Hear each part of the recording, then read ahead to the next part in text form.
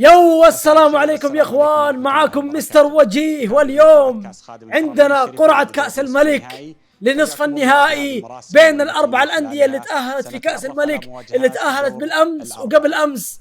طبعا نحن عارفين مين هم الأربع الأندية اللي تأهلوا يا اخوان في نصف نهائي كأس الملك، اللي هم نادي الخلود ونادي الأهلي ونادي الهلال ونادي الاتحاد. أنا قلتهم بالترتيب يا اخوان على حسب المباريات اللي أقيمت قبل أمس وأمس. والله يا إخوان متحمس، والله متحمس. مين النادي اللي حيقابل مين النادي اللي حيقابل النادي الثاني في كأس الملك؟ واو يا إخوان. طيب يا إخوان، حاليا قبل ما نشوف القرعة، حاليا نشوف آلية قرعة دور نصف النهائي. كيف حتكون الطريقة؟ كيف طريقة القرعة حتكون يا إخوان؟ 4 فرق من الفرق التي طبعا هم 4 فرق يا إخوان، 4 أندية تمام اللي تأهلت زي ما الكل عارف.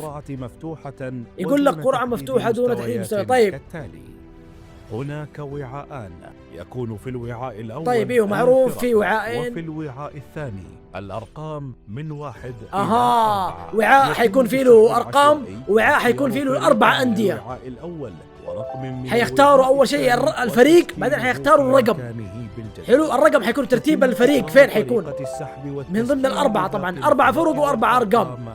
حيختاروا الفريق أول شيء من الوعاء الأول، بعدين حيختاروا الرقم من الوعاء الثاني. تكون المباراة على أرضه. أيوة يا إخوان، الفريق اللي يكون هو صاحب الرقم الأول، اللي يظهر أول يعني في القرعة، إذن السادة المتابعين هو راح يكون صاحب الأرض يا إخوان. أيوة عرفنا حاليا، عرفنا آلية القرعة. في ناس يطقطقوا على كلمة قرعة، لكن هذه هي كذا، هي اسمها. ايش نسوي يا اخوان؟ اسمها قرعة. ايش تبغون نسميها يعني؟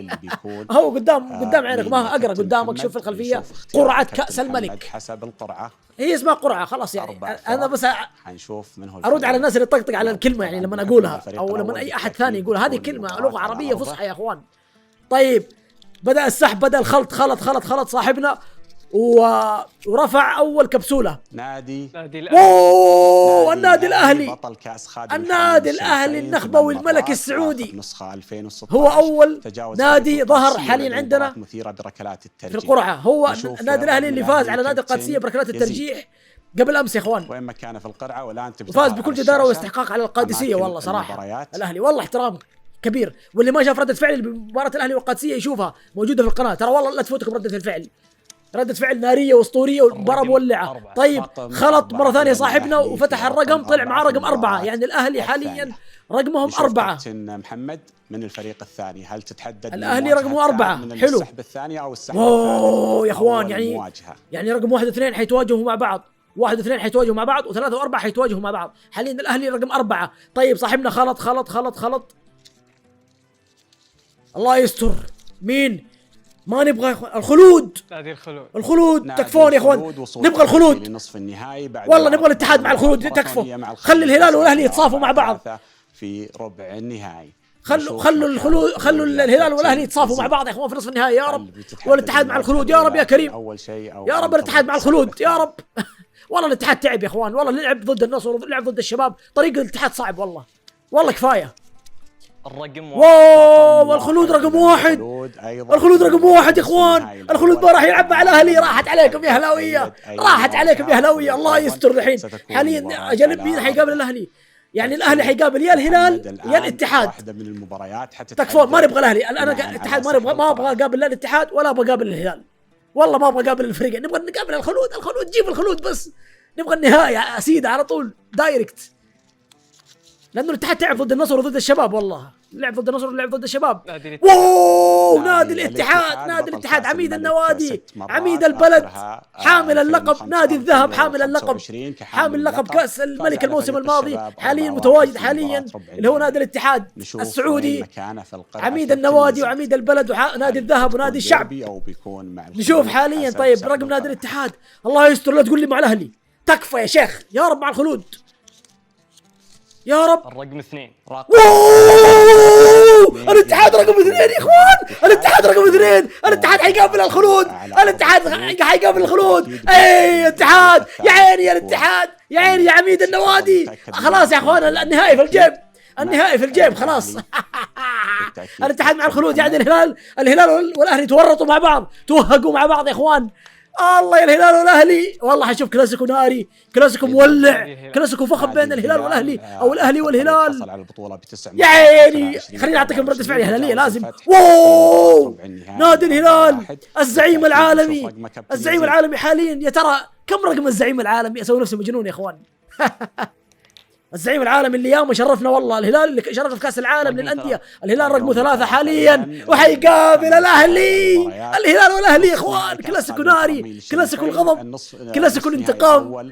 يا عيني والاتحاد مع الخلود كذا على جنب يستفرد بالخلود، يمزمز على الخلود ويتاهل النهائي ان شاء الله باذن الله. الاتحاد والله يكون في عونكم، الهلال والاهلي حيطاحنوا، الهلال والاهلي حيطاحنوا. والله ما توقعت ابدا، انا توقعت انه الاتحاد حيقابل يا الهلال او حيقابل الاهلي، لانه طريق الاتحاد كان صعب والله في الادوار الماضيه. ان شاء الله التوفيق لجميع يعني حاليا واو المباراه حتكون على ارض يا اخوان. دقيقه بقول لكم على ارض مين لكل المباراتين.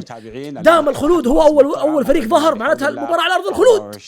والله ما هي حلوه، نبغاها في جده على ارض الاتحاد يا شيخ، ملعب الانماء وسط جمهور الاتحاد وسط جمهور الغربيه.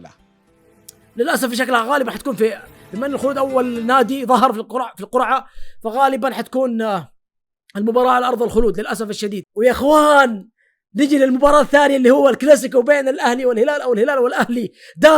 دام الاهلي هو اللي ظهر في القرعه، اول نادي ظهر في القرعه من الفريقين، فمعناتها المباراة حتكون على أرض الأهلي في جدة، على أرضكم يا أهلاوية. بس حطوا في بالكم ترى والله جمهور الهلال في الغربية والله جمهور مرعب، جمهور يملي الملعب فل، وجمهور متفاعل. جمهور الغربية، جمهور الهلال في الغربية والله جمهور خرافي، والله مرة خرافي، وجمهور والله إنه مرة فخم. أنا قد رحت، أنا قد حضرت يا أخي ملعب الإنماء، ويا ما شفت جمهور الهلال قدام عيني. أنا حضرت ملعب الإنماء كثير مع الاتحاد، في كلاسيكو الاتحاد والهلال، أو كلاسيكو الأهلي والهلال، او الهلال والاهلي او الهلال والاتحاد. حضرت وشفت كيف تفاعل جمهور الهلال، جمهور الغربيه في ملعب الانماء. والله وحوش يا جماعه، وحوش جمهور الهلال والله، جمهور الغربيه اللي هم جمهور البلو باور والقوه الزرقاء والله العظيم. فالهلال في اي مكان تحطه ترى يعتبر ارضه، في اي مكان تحطه ما عنده مشكله. جمهور الهلال ما شاء الله في كل مكان، وجمهور الاهلي في كل مكان، وجمهور الاتحاد في كل مكان، الكل. فالهلال ترى ما تفرق معاه اذا بيلعب في جده على ارض الاهلي او بيلعب في الرياض على ارضه، ما تفرق.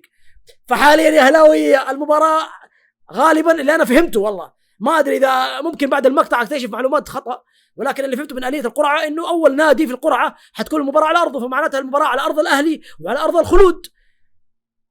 فيا اهلي عاد المباراه في ارضكم، مباراه في ارضكم وبين جماهيركم، يعني ما يعني المفروض انه الاهلي ما يفرط فيها. وبنفس الوقت الهلال ترى برضو جده تعتبر ارضه جماهيره على فكره، والله جده هي ارض جماهير الهلال، لانه جمهور الهلال ما شاء الله ما يقصر في الحضور الجماهيري وفي التشجيع وفي المؤازره في ملعب الانماء وفي مدينه جده، معروف ما شاء الله تبارك الله. والله يا اخوان الاتحاد ضد الخلود، والله ما توقعت ابدا، ما توقعت.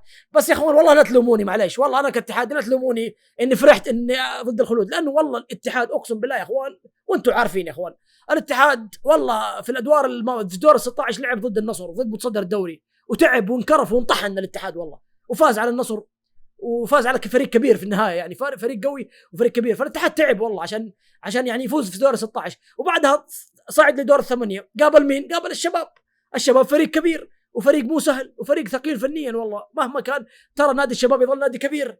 فالاتحاد تعب، واجه النصر واجه الشباب، خلوا الاتحاد يتنفس شويه، بس يتنفس يلعب مع الخلود في نصف النهائي، ويروح النهائي، يروح سيد على النهائي على طول وخلاص. والهلال والاهلي خلاص انتم يعني ما شاء الله يعني في الادوار الماضيه ما قصرتوا والله، مع انه القادسيه نشا فريق الاهلي. والله الفتح ترى فريق قوي مع الهلال في المباراه، فريق قوي صراحه، بس يعني ما ادري حصل له دروب في المباراه الماضيه، او اللي انا شايفه، شفت انا طبعا المباراه وسويت رده فعل عليها، مباراه الهلال ومباراه الاهلي ومباراه الاتحاد في كاس الملك.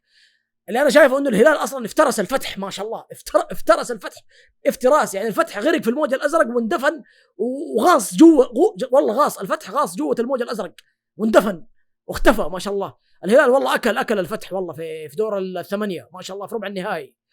لكن القادسيه نشا فريق الاهلي، والله الاهلي بالقوه فاز، لانه القادسيه فريق قوي يا اخوان، نادي ارامكو والله اي نادي بيلعب ضد القادسيه راح يتعب وراح يعاني، والله مو بس الاهلي يا اخوان. فالاهلي فاز بركلات الترجيح، حتى الاهلي تعب والله. تبغوا الصراحه يا اخوان كل الانديه تعبت والله، كلهم. الاتحاد كل الانديه تستحق انها وصلت لنصف النهائي لدور الاربعه. ليش يا اخوان؟ كلهم والله. الاتحاد يستاهل لانه عرفنا فاز على مين، والهلال يستحق ويستاهل، عرفنا فاز الهلال على مين، على فرق والله صعبه. والاهلي يستحق انه انه وصل لنصف نهائي الملك، لانه عارفين الاهلي فاز على مين، وفاز على يعني واخر مباراه اقرب مثال فاز على القادسيه بالقوه بركلات الترجيح. فكل الانديه والله العظيم والله انه كلها تستحق انها توصل لنصف نهائي كاس الملك لدور الاربعه، الكل والله يستاهل. المهم الحمد لله انه الهلال والاهلي بيتطاحنوا مع بعض ويتصافوا مع بعض في نصف النهائي هناك مع بعض، وانا متحمس لمباراه الاهلي والهلال يا اخوان، او الهلال والاهلي. ابغى اسوي لها رده فعل، ابغى اشوف مين اللي حيفوز ومين اللي حيتاهل للنهائي. طبعا مباراه الاتحاد والخلود بنسبه كبيره الاتحاد، ولكن الخلود لا تستهين والله. الخلود ترى مهما كان لا تستهونوا بالخلود، الخلود ممكن يسوي مفاجاه، يسوي سبرايز ويفوز على الاتحاد ويطلع الاتحاد. ما في شيء مستبعد ولا في شيء مستحيل في كاس الملك. معروف كاس الملك كاس المفاجات، اغلى الكؤوس معروف انه كاس المفاجات يا اخوان عند كل الانديه والله. لكن انا متحمس كمان لمباراه الاهلي والهلال والكلاسيكو، او الكلاسيكو الهلال والاهلي، متحمس لها مره.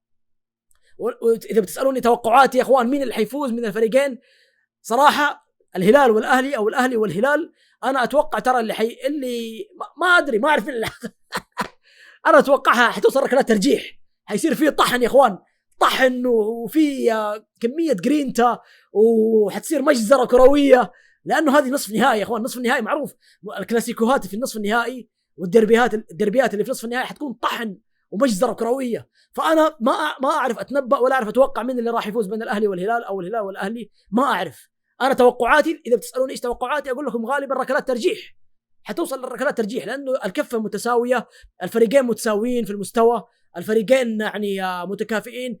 ليش؟ لانه الاهلي يا اخوان بطل النخبه الاسيويه، بطل النخبه نخبوي، والهلال ما شاء الله شفنا كيف ايش سوى في كاس العالم للانديه ضد ريال مدريد، تعادل ضد ريال مدريد وفاز على مانشستر سيتي 4 ما شاء الله 4-3 على مانشستر سيتي، وطلع لك مانشستر سيتي من دور 16 في كاس العالم للانديه. فالهلال مستواه مرعب والاهلي مستواه مرعب ما شاء الله. الكل والله كل بطل النخبه الاسيوي، بطل النخبه ضد النادي المشرف في كاس العالم للانديه، النادي اللي وصل دور الثمانيه في كاس العالم للانديه. هذا بالنسبه للهلال والاهلي. لكن نجي للاتحاد والخلود. الاتحاد والخلود انا توقعاتي الاتحاد حيفوز على الخلود، حلو، ولكن المباراه على ارض الخلود، فالمباراه حتكون صعبه على الاتحاد. الخلود ما راح يفرط.